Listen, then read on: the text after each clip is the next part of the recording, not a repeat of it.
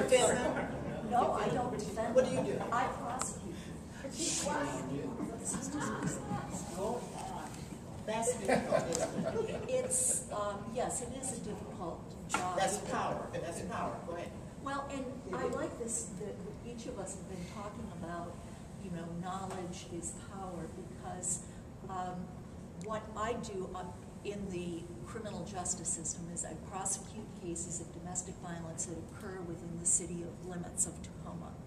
But I'm only prosecuting those cases where they're considered either a misdemeanor or a gross misdemeanor, which means the maximum penalty would be 365 days and $5,000 fine.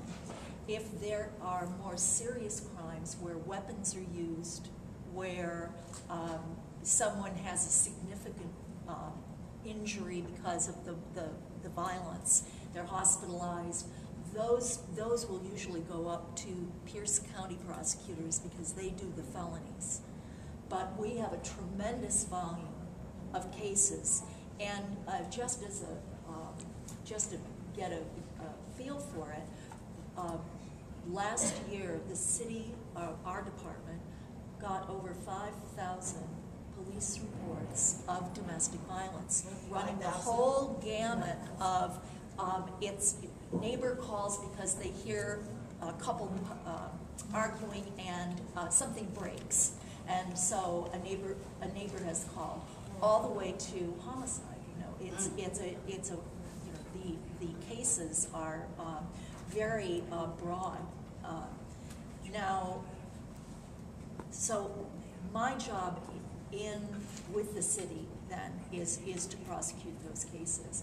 Now, one thing that I need to let you know is that domestic violence has not been on the law books very long.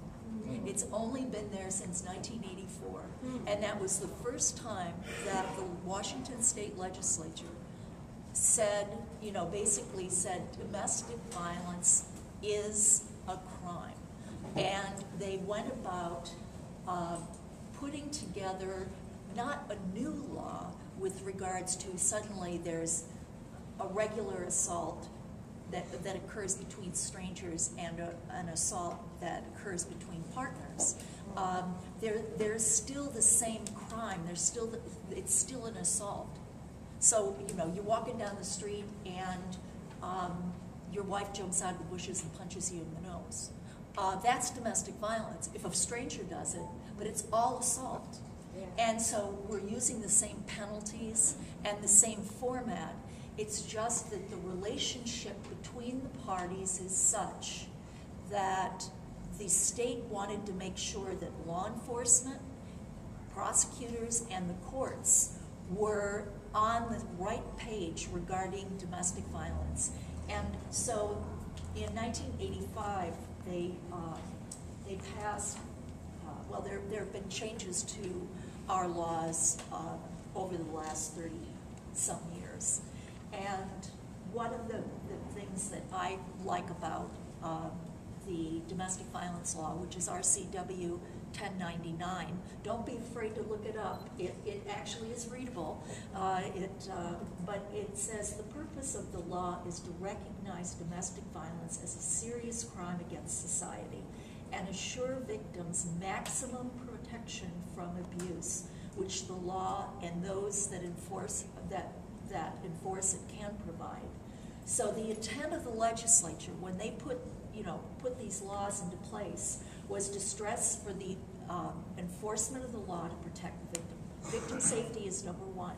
2, stop the violence. Got to stop the violence. Hold someone accountable for their behavior.